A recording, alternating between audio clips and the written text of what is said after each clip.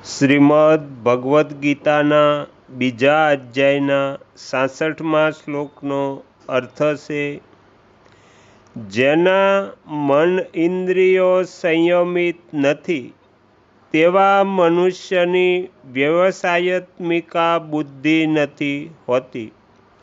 વ્યવસાયત્મિકા બુદ્ધિ નહીં હોવાથી તેનામાં કર્તવ્યપરાયણતાની ભાવના નથી હોતી. એવી ભાવના નહીં હોવાથી તેને શાંતિ નથી મળતી.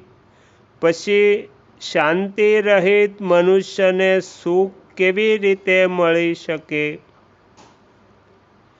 કર્મયોગમાં મન અને ઇન્દ્રિયોનો સંયમ કરવો એ મુખ્ય હોય છે. વિવેકપૂર્વક સંયમ કર્યા વિના કામના નષ્ટ નથી થતી. કામના નષ્ટ થયા વિના બુદ્ધિની સ્થિરતા નથી થતી. આથી કર્મયોગી સાધકે પહેલાં મન અને ઇન્દ્રિયોનો સંયમ કરવો જોઈએ. પરંતુ જેના મન અને ઇન્દ્રિયો સંયમિત નથી તેની વાત આ શ્લોકમાં કહે છે. જેના મન અને ઇન્દ્રિયો સંયમિત નથી એવા અયુક્ત એટલે અસંયમી પુરુષની મારે કેવળ પરમાત્મા પ્રાપ્તિ જ કરવી છે એવી એક નિશ્ચયવાળી બુદ્ધિ નથી હોતી. કારણ કે મન અને ઇન્દ્રિયો સંયમિત નહીં હોવાથી તે ઉત્પત્તિ વિનાશશીલ સાંસારિક ભોગો અને સંગ્રહમાં જ લાગ્યો રહે છે.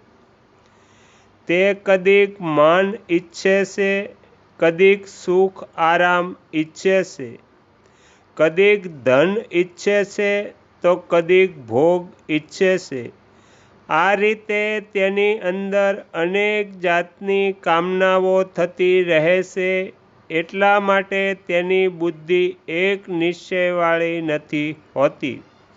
જેની બુદ્ધિ વ્યવસાયત્મિકા નથી હોતી તેની મારે તો કેવળ પોતાના કર્તવ્યનું પાલન કરવું છે અને ફળની ઈચ્છા, કામના, આસક્તિ વગેરેનો ત્યાગ કરવો છે એવી ભાવના નથી હોતી. એવી ભાવના નહીં હોવાનું કારણ છે પોતાનું ધ્યેય સ્થિર નથી હોવું.